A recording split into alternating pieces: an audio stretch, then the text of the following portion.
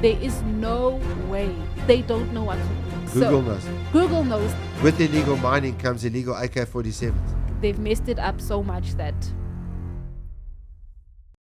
they don't know how to fix it. This is the Political Show. Hey, and welcome to the Political Show right here on Active FM, where radio has never been better. I'm your girl Cynthia, but you know you can call me Gigs, and with me in studio we have Gavin Enston. Pastor Gavin Enston, right here on the Political Show, where Christ Politics is Hot politics. Hot Politics. And this week's Hot Politics, we are looking at the fact that more than 217, that's a lot of people, suspected illegal miners were arrested during a major operation in Louwsburg, Kloof, in Western area. Pastor Gav, do you want to give us some more brief explanation? Yeah, the Louwsburg Kloof is the mine, so it's Louwsburg Kloof mine in Western area. That is a town that is southwest of Johannesburg, on the road from Johannesburg to Potchefstroom. And basically the police have an operation called Operation Prosper. And they had an operation that included the South African Police Services, South African National Defence Force, that's the army, and then two private security firms like Fidelity and Sibanye Protection Services. And there were helicopters used in the operation, and the helicopters were brought by the private security companies. And so more and more what we're seeing in South Africa is that the police cannot do their policing job without the assistance of private security companies. And they also spoke around the fact that the arrests, there was a demographic breakdown. I think the vast majority of them were Zimbabweans. Then there was Mozambicans. Might have been some from Lesotho. Only about 10% of the suspects were South African, so that's around 20 or so. Of the suspects were South Africans. And then there were other South Africans that were arrested that owned the property upon which these illegal miners in South Africa, call them Zamas, were staying. And what we're going to be discussing today, and if we can just capture this as a title, this will be the title of this video, is why the ANC, EFF, DA, MK parties are all responsible for illegal mining in South Africa. It's going to be an interesting show, as always, right here on the Political Show, where Christ Politics is Hot Politics. Hot politics. You stole my line.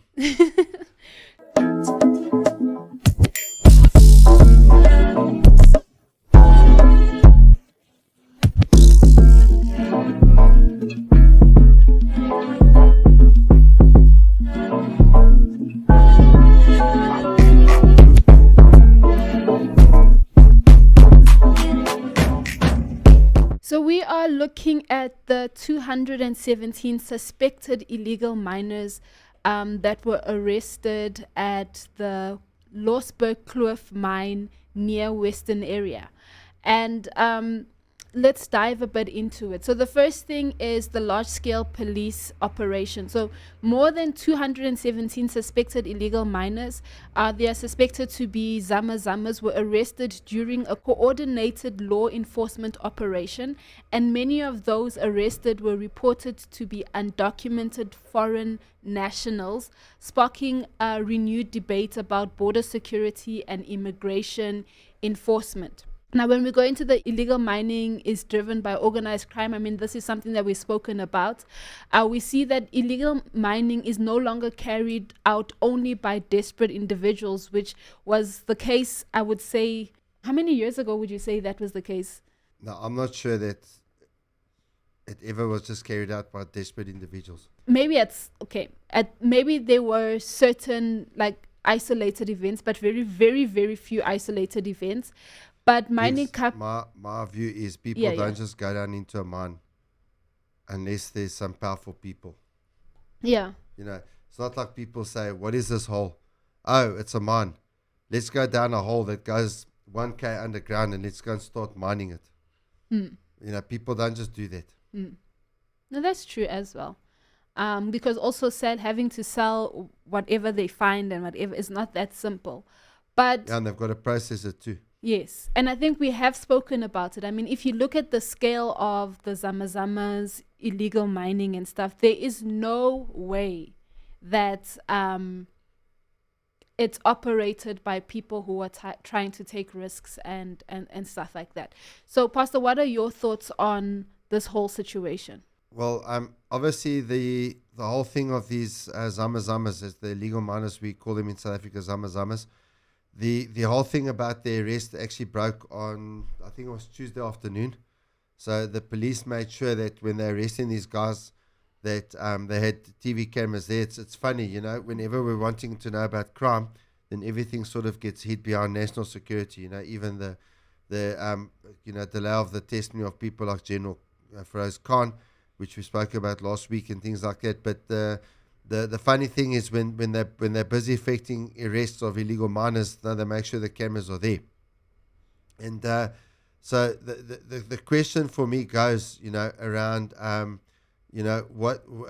what is the cause of this illegal mining? And we've said it before. I think it's many of the mining companies, it's actually cheaper for them to let the Zamazamas mine the gold for them, and then somehow get that into the legal system, than to actually go down and do a proper formal mine.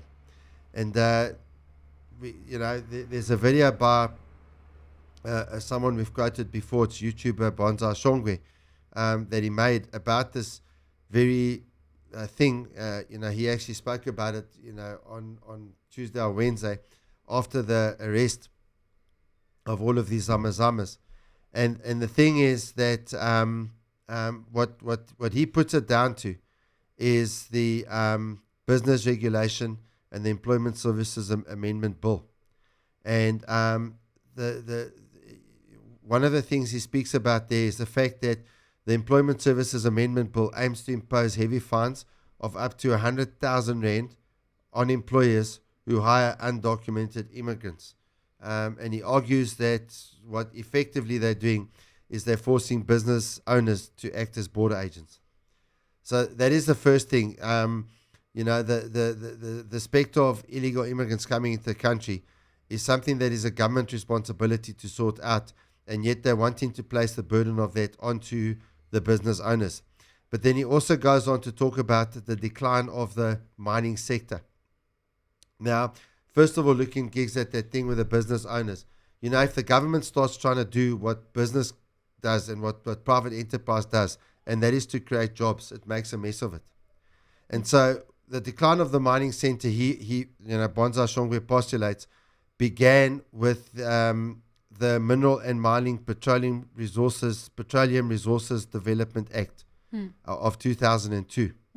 And what this act did was it completely and utterly changed mining policy. Now, I want everyone to understand that this happened during the term of President Thabo Mbeki. And at the time, the leader of MK, President Jacob Zuma, ex-President Jacob Zuma, he was the deputy president of the country. So they were fully in cahoots with this. So if you're voting for MK, you're voting for this. If you're voting for the ANC, you're voting for this.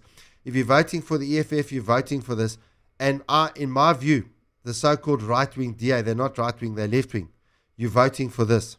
And what happened is that this policy created uncertainty that regarding investments in mining in South Africa.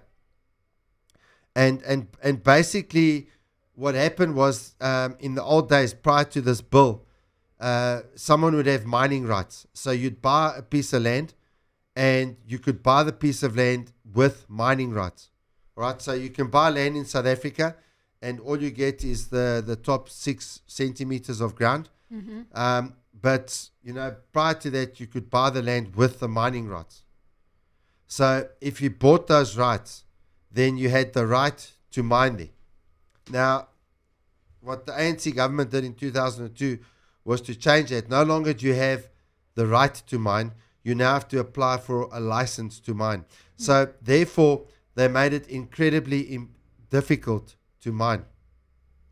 And so some people who would invest in mining pulled out, leaving these mines that are unmined. And now what happens is that people are coming and stealing the gold or whatever for themselves. So the thesis behind his argument is that the big challenge with regards mining is the big challenge with regards business. And that is that there are volumes upon volumes of regulation that people who want to start a business have to follow in order to be able to start their business. And his argument is that this seriously hampers private development, and it seriously hampers investment in employment and stuff like that. So if you look, for example, at labor relations, it's so heavily regulated. I mean, even gigs, we know, from stuff that we've done in the education space, the IT education, software developer education space. It is so heavily regulated. There are so many documents you have to fill in. There are so many things you have to register. So many legal loopholes that you've got to get through. You've got to have the right property. You've got to have the right paper. You've got to have the right pen. You've got to have the right PC. You've got to have the right everything. Yeah. And these regulations add an inordinate amount of cost to employing someone. Yeah. So when you're employing someone in South Africa, you're not just paying the cost of their salary. You're not just paying the cost of renting the facilities in which they work. You're not just paying the cost of water and lights and toilets and all those sorts of things. You're paying the cost of bureaucracy. And therefore, as a result, they've also passed, like under Black Economic Empowerment, a bill that says that any company that has more than 50 employees, the company has to reflect the demographics of the population of South Africa. Which means that 90% of your employees, if you're above 50 people, and 50 people is not a lot, 90% of your employees have to be black South African. So if you got 51 people, it means you'll need to employ about 46 black South Africans in your company. Whether they got the skill or not is irrelevant. So what do companies do? They say, I'm going to do everything in my power. My company will not grow beyond 50 people. And other guys even say, you know what, I'm not willing to put up with this. I'd rather close the business. I'm not interested in having staff. There are gigs, there are so many people that I knew that were in business that shut those businesses down and say, I'm not interested in the problems that come with having staff. Or else, what other business people have done that I've known of over a number of years is they close the business down and they move it to another country.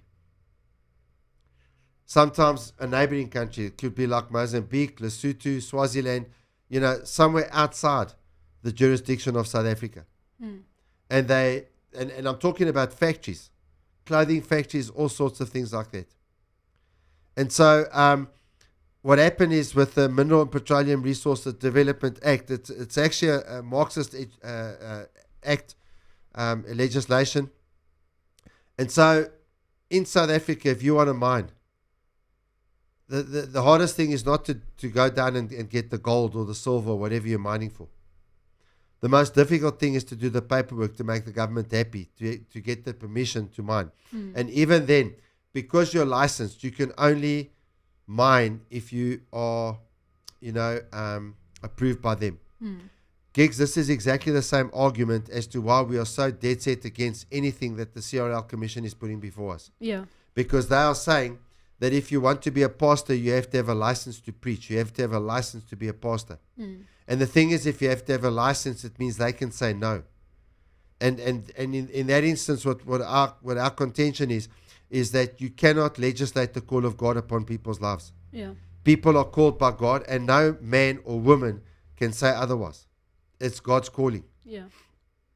And if you look at running a business in South Africa, you've got excessive challenges when you want to navigate bureaucracy and regulations as a small business owner. And the problem also is that the large corporates, they can absorb those costs, but the small business owner can't.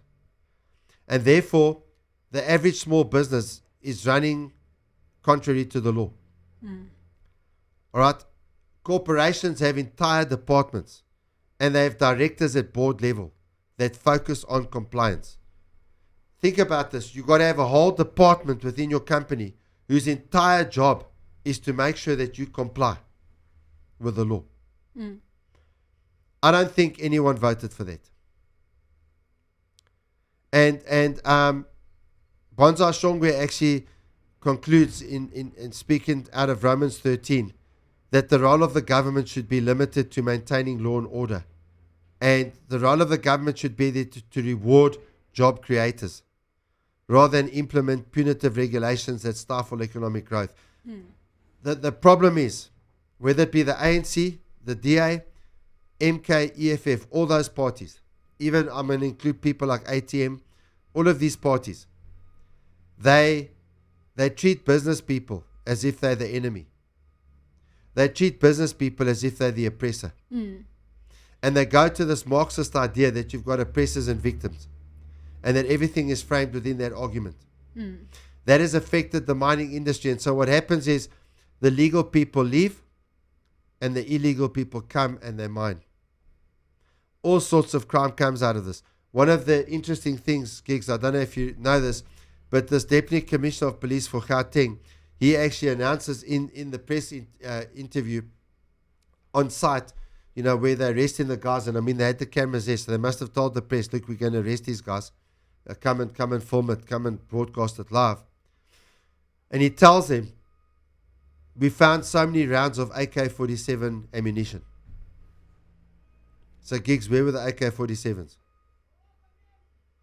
Where there are AK-47 rounds, there must be an AK-47, and an AK-47 is a rifle that is used by the Russian. It's a Russian rifle. It's a military rifle.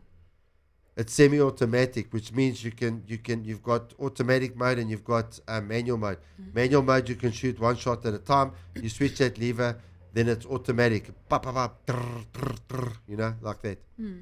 When we were trained, when I was in the army, to fire these semi-automatic weapons, we were trained, fire them one at a time. Otherwise, you just spray bullets around. But the thing is, at the end of the day, with illegal mining comes illegal AK-47s. And then the legal people cannot even get a gun license necessary to carry a 9mm, pistol or something like that. And so, basically, Bonza Shongwe. If Bonza happens to see this, I do apologize for butchering your name. I've got a lot of respect for you, sir. But in terms of this, he provides a critical perspective on economic policy in South Africa. Yeah. And so looking at that, he's saying, and he wrote a book called The Soft Life, which if you go into his channel, you can actually download it, the PDF of it, or you can buy it from him and you can support the work he's doing. But he says that the South African government has a policy that rewards those who create no jobs and provides punitive punishment for those who do. And as a result, we have a huge unemployment problem. And, therefore he argues that, even with the mining, the government has lost control of mining. And I think on this point, that's the last thing I want to say, is that if you look at this, if the government tries to control everything too much, the society will eventually deteriorate to a point where the government will lose all control. And if you look at the whole situation with illegal foreigners and all of this stuff, all of these things, because people are very concerned about illegal immigration. People are very concerned about zama-zamas. People are very concerned about the state of the economy and the lack of growth in the economy. People are extremely concerned by levels of corruption in the country.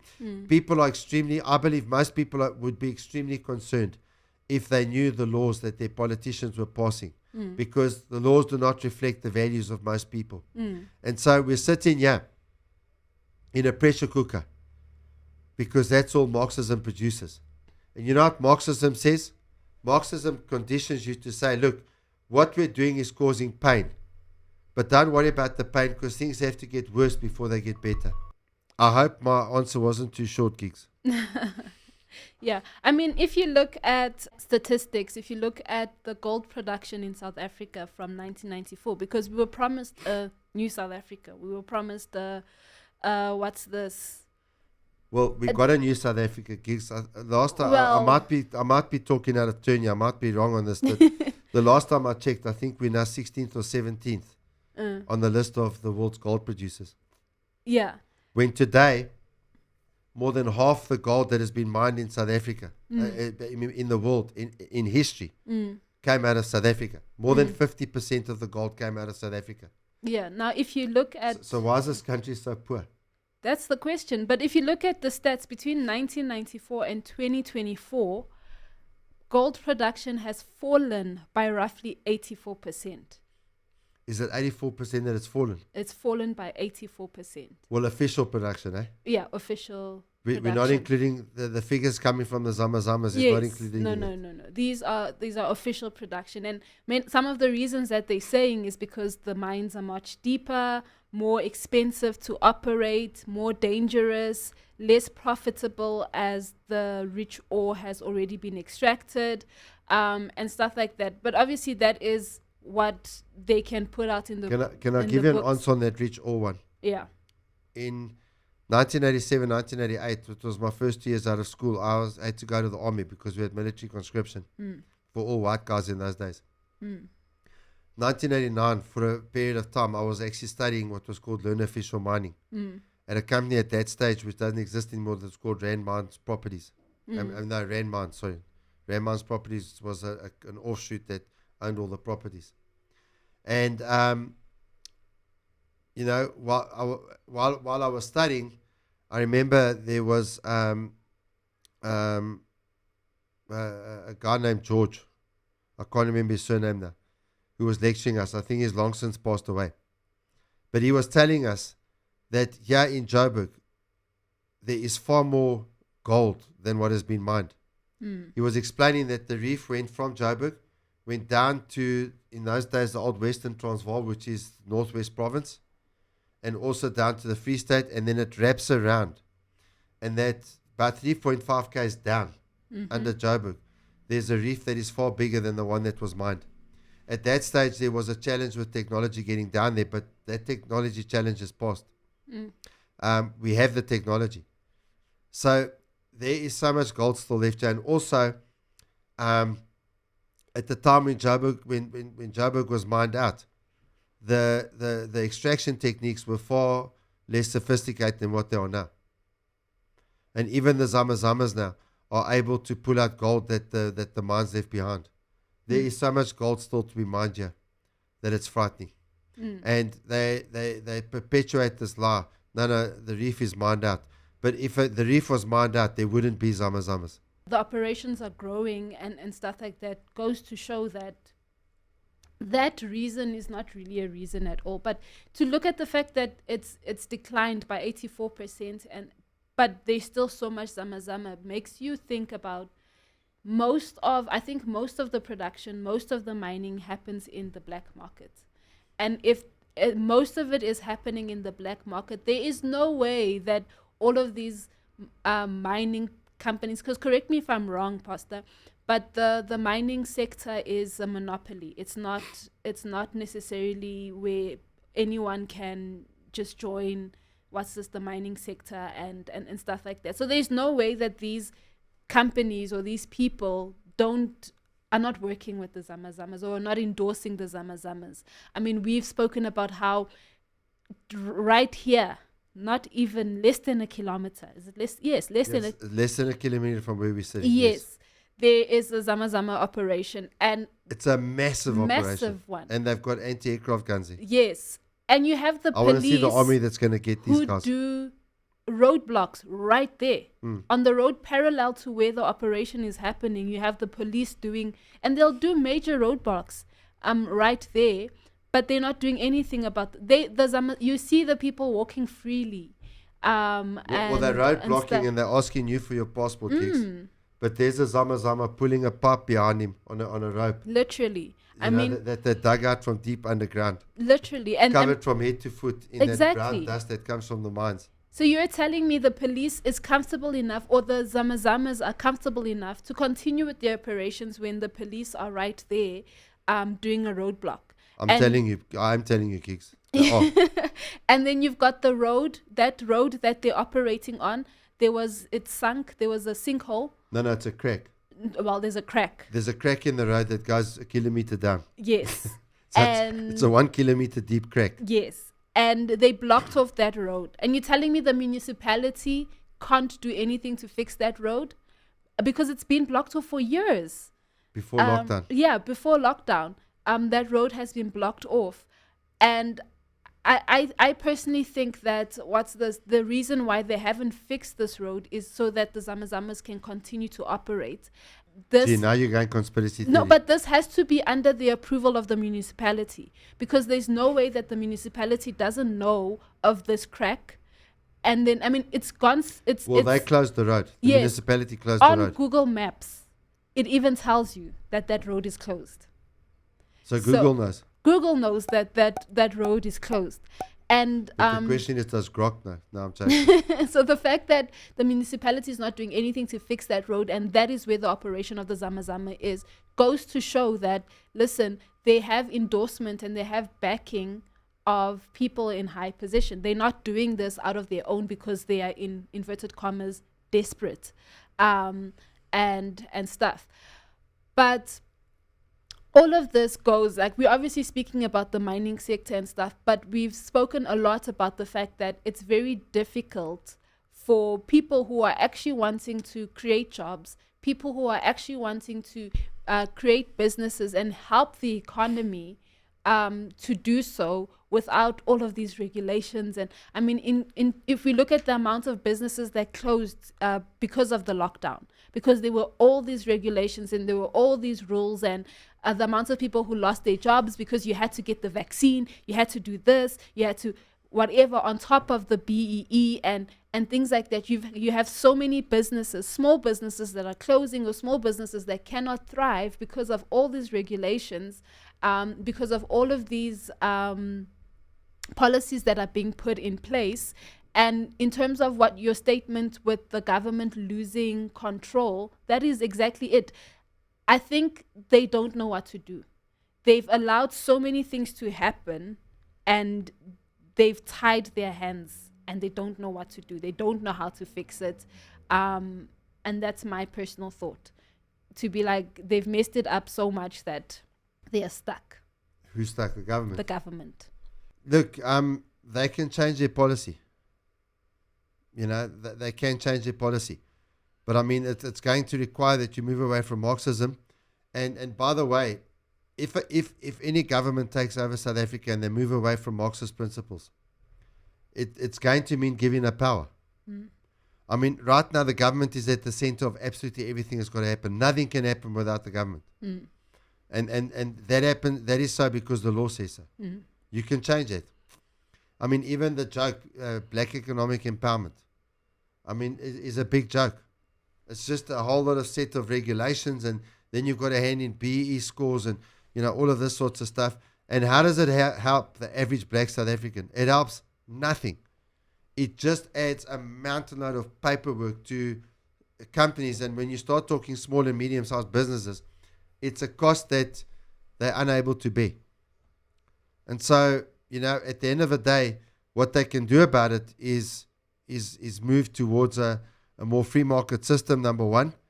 But number two, they have to return to God, and Marxists don't want to turn to God. And God, I'm not talking, guys, about Allah. I'm not talking about the Muslim God. I'm talking about the God of Abraham, Isaac, and Jacob. The you know, in terms of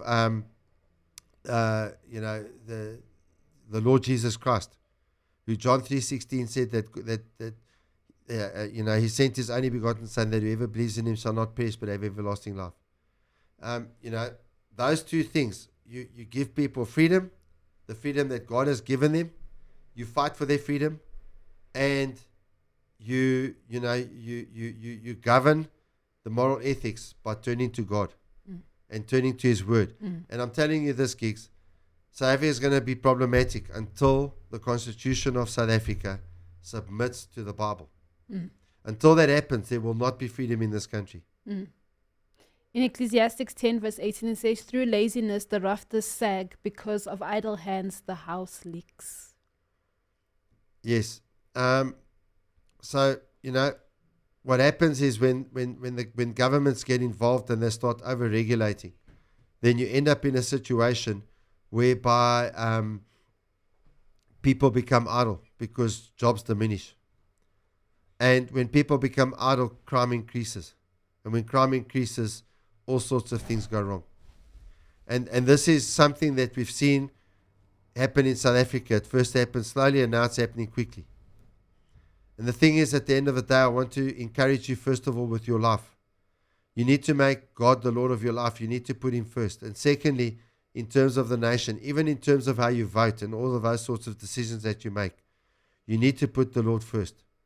For if you put the Lord first, then God will take you places that you never thought possible. And so, my thought on this issue, I am actually in quite a bit of agreement with Bonsai Shongwe on his take, regarding the situation with his illegal miners that were arrested here in South Africa this week. 217 men that have been operating for years, all right, mining illegally here in South Africa. And now they're all arrested in a whole big bunch on Tuesday. I just want you to think about the implication on that. And it's happening in many industries across South Africa. Because where you kill the formal industry, then an informal, illegal one will arise. Yeah. And so South Africa turned to God, and turned to God in terms of how you live, and turned to God in terms of how you vote. Yes, this has been an amazing show. Let us know your thoughts in the comments below. I'm your girl Cynthia, but you can call me Gigs. And with me in studio we have Gavin Ensslin. Pastor Gavin Ensslin, right here on The Political Show, where Christ Politics is Hot politics. Hot Politics. This is The Political Show.